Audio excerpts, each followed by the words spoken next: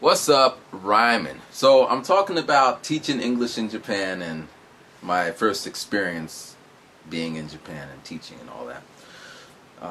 The links are over there. You can catch up if you're just getting here. So I've been in Japan for 7 years. I've been teaching English, doing my music thing. So yeah, so when I first got to Japan with RCS, I met them. They were a real company. I was like, yeah, 'cause, I don't want any drama or whatever.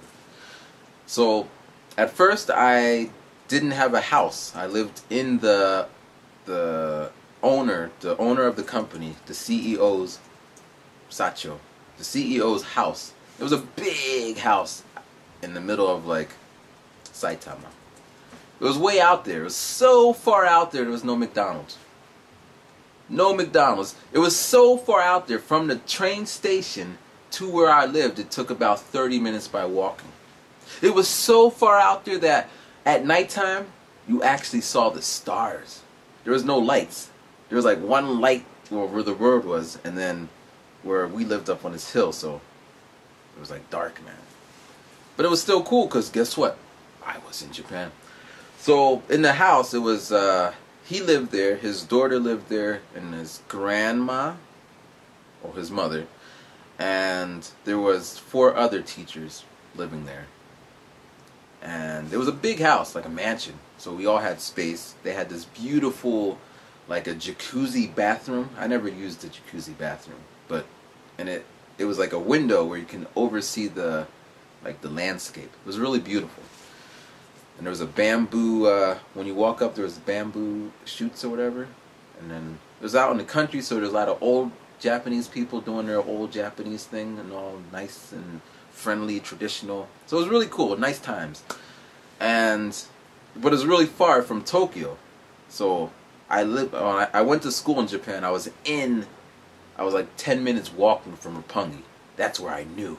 Now I'm like 2 hours from Roppongi. Maybe 2.5 hours, way out there. So a lot of times I would just be chilling at the house, just kind of walking around, chilling. And on the weekends I would go clubbing, but then when I come back, I didn't know about this at first, I didn't know there was different kind of trains. There's the express, there's the super express, there's the semi-express, there's the local. Sometimes the locals switch trains, and sometimes the locals go backwards. Sometimes the local goes on to a different track. I didn't know any of this. So I would get on a train in Roppongi, and then I'd be going in the direction of where I should be, and I'd fall asleep. I would wake up, and I'm still not home. And then I would wake up, and I'm back where I started. And I would wake up, and so it would take me like 5 hours to get home. I kid you not. It was crazy. Like, wow, these trains are really slow in Japan. And then I figured it out. And I remember on the day of training, I went to Roppongi the night before. So I was up all night, and I came to training. My eyes were bloodshot red from dancing the night away. Well, actually, a short mini story inside it. The reason I went there is because there was this girl. Of course, there's always a girl, right? And I met her a couple weeks ago, and she's like, "Can you meet me tonight?" And I haven't seen her since that time, and I was like, I guess. So I went there, and it was raining. I had an umbrella, and I'm sitting there in the rain. And it passed 12 o'clock, so it means I can't leave Roppongi. And I'm just sitting there. She's late. And I'm like, what the hell? I came all the way down here, and she's late, and I was getting angry. Because I hate when people are late. I'm late sometimes, and I get angry at myself. But not so much. I'm easy on myself. But she was late, and I came all the way down there, and she wasn't there. And I'm like, this ain't fair. And I was just about to go into a club and just, make the best of my night. And she just pops up out of the corner like, "Hey, I'm sorry I'm late, blah, blah, blah, blah, blah." But I was so happy.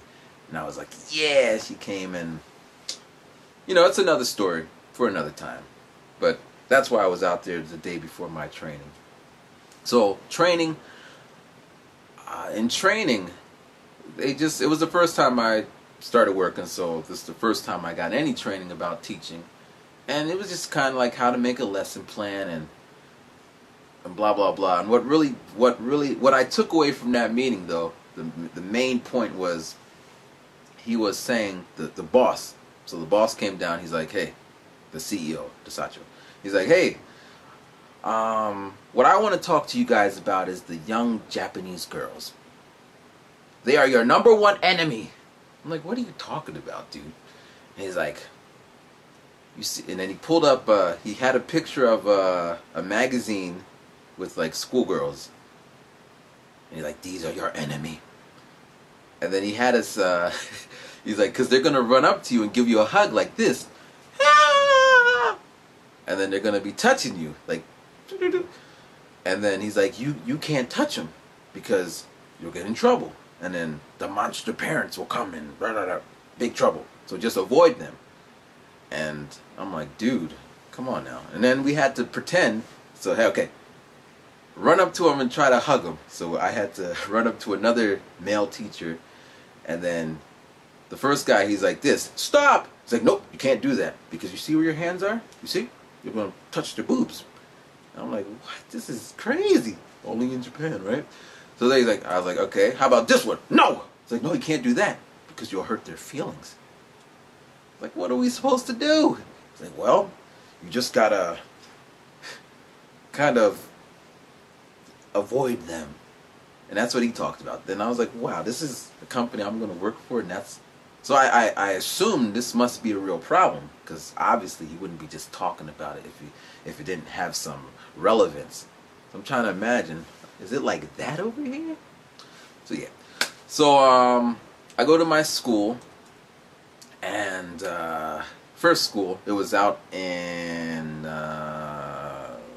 Maihama, next to Maihama, which is Tokyo Disneyland. And for a year, I would pass Tokyo Disneyland, Tokyo Disney Sea every day, going to work, coming to work, going to work, coming to work, or going home, coming to work, going home, go. And but I never went. I just passed it. And you know, I worked there. It was nice. You know, I met the kids. I did my little speech. I mean, teaching in Japan is not so difficult. It depends on who you're working with and your company and all that. But for me, I mean, again, I'm a performer, so you know, I get up and I'm like, "Hey guys, let's learn English." But it's easy, and you know, you get better. You learn as you go. Because a lot of teachers I met, they weren't teachers. They didn't study. They don't have teaching degrees. They didn't get their certificates. They're just regular Joes and Janes who are over here to experience Japan and teach at the same time. So you learn it as you go, and you pick up some tips and tricks and all that. So, well, that's my story. We're going to cut it right there. Anyway, thanks for watching. If you got questions, in the description, ask Rhyming at rhyminggaijin.com. And have a nice day. Rhyming.